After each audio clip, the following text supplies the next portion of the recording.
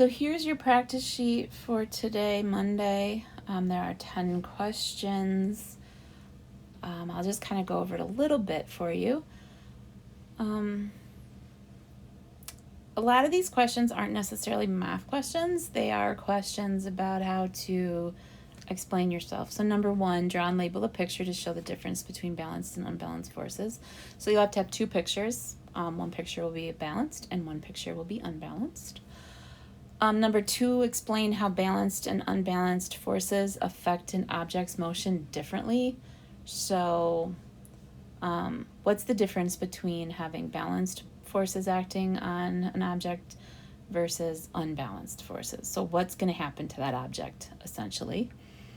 Number 3, can there be forces acting on an object at rest? Explain why or why not. Think back to the PowerPoint that we just looked at.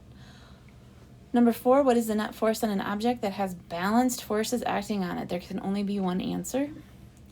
Number 5, I'll actually do number 5, and then I'll let you do number 6.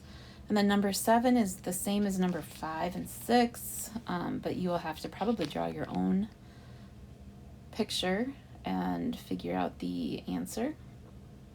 Number 8, why is Newton's first law also known as the law of inertia? I would go back to your notes and kind of try to figure out like what inertia means. Number 9 is fill in the blank, and then number 10 is just rank the following objects from the least amount of inertia to the most amount of inertia. And remember, there's a word in there called mass, so think about that. So now I'll do number 5, find the net force acting on the books below. There's a force of 7 newtons pushing those books to the right, and a force of 3 newtons pushing them to the left. So this is my drawing because I'm not an artist. So 7 newtons pushing to the right, 3 newtons to the left. What's the net force? The net force is 7 minus 3, 7 newtons minus 3 newtons, right? So it's 4 newtons, that's the difference. Which way are these books going to slide? To the right or to the left? They are going to be sliding to the right. So you have to have newtons, that's your units, and the direction.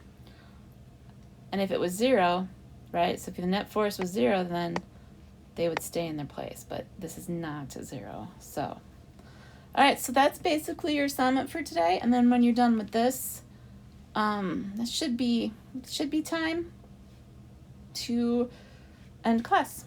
Okay.